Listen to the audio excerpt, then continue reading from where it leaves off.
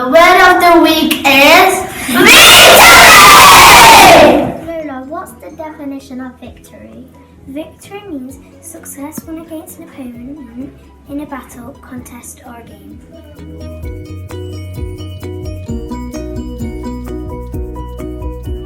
We can receive a victory in many ways, competing against another person in a game or competition.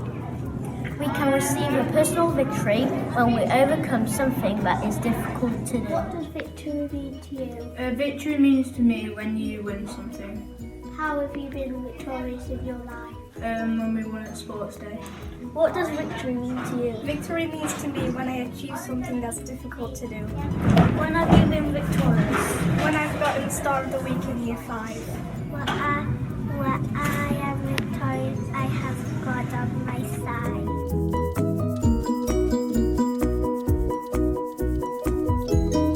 What does victory mean to you? To achieve something great, it doesn't always have to be evil. Have you been victorious in your life? Helping friends and family achieve great things. When I'm victorious, I am strong. Victory means to you to achieve or win something. When have you been victorious in your life? When I won a medal for a 6-mile. What does victory mean to you? Victory means to me when I overcome something. When have you been victorious in your life? I have been victorious when I played a song without a dull note. Who helps you in victory? God helps me in victory because He is always on my side. He gives me strength and courage. When I am victorious, I am brave.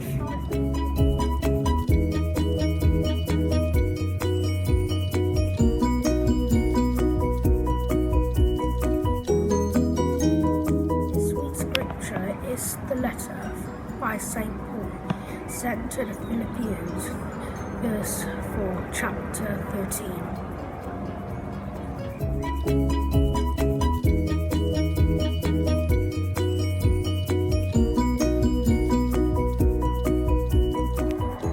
This scripture links to the story of David and Goliath. God's story, David and Goliath.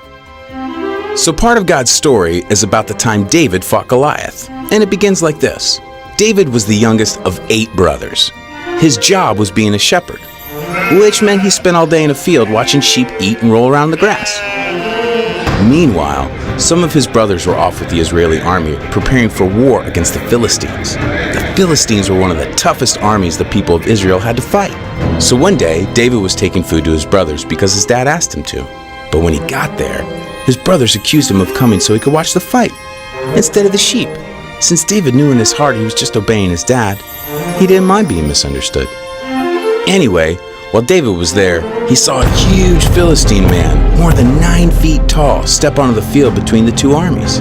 He was wearing a thick helmet and armor and carrying huge weapons.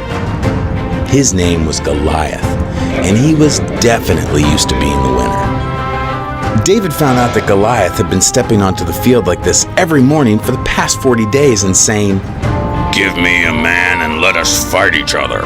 But nobody from Israel was brave enough to fight him, even the king.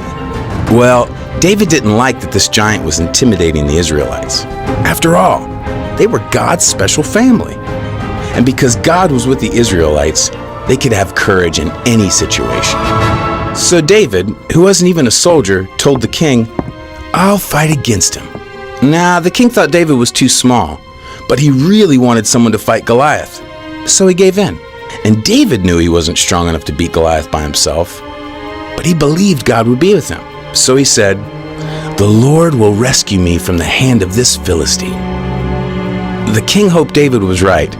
He even had his own weapons and armor put on David, but they didn't fit him. David decided to go into battle in his regular clothes. That's how sure he was that God would help him. Anyway, David went to a nearby stream and chose 5 smooth stones to use with his slingshot. Then he walked onto the battlefield to meet the massive Goliath. When Goliath saw how wimpy David looked, he was furious. He thought he'd get to fight the Israelites' strongest warrior. He said to David, "Am I a dog that you come at me with sticks? I'll give your flesh to the birds and wild animals." David might have looked like a wimp, but he was actually really brave. In fact, he was so brave that when he was taking care of sheep, he fought off bears and lions. Because God helped him protect his sheep, David knew God would help him protect this special family. David said, "You come at me with a sword, but I come at you with the name of the Lord Almighty."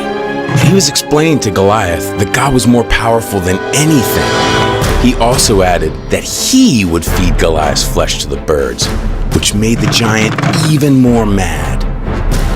Then David took a stone, put it in the slingshot, and slung it at Goliath. Goliath didn't even get a chance to swing a sword because the stone hit him right in the forehead and sunk in deep. He face-planted straight into the ground. Nobody could believe it. Then David ran over, took hold of the giant's sword, and drew it from the sheath. He took the sword and cut off Goliath's head. David carried the head all the way back to Jerusalem. And when the Philistine army realized Goliath was dead, they started running away like a bunch of scaredy cats. The Israelites chased the Philistines, shouting loudly. They had won.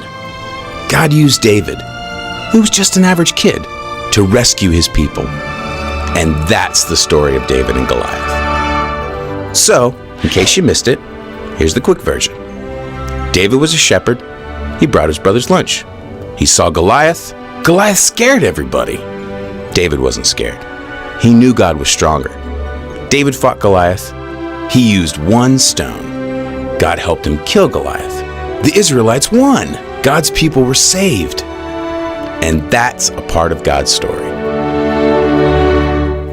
The strength God gave to David was also seen when the Allies defeated the Germans during the Second World War.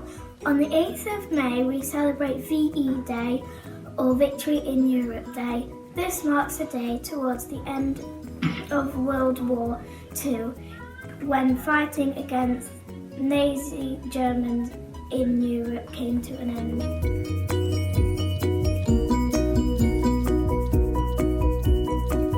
On May the 8th, 1945, Prime Minister Winston Churchill made an announcement on the radio at 3 p.m. that the war in Europe had come to an end following Germany's surrender the day before.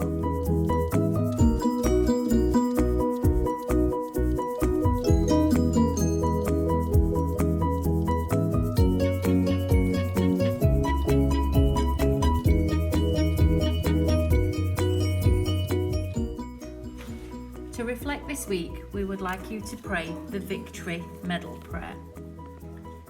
Take the medal template and think about the times in your life that you have been victorious. Think about the times that God has helped you to achieve these victories. Write these down on the medal and decorate it. As you write these down, take a few minutes to thank God for the strength and guidance He gave you to achieve these victories.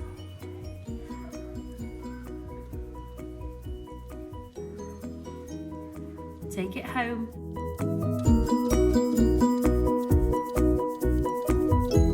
How does this link to our school's mission statement?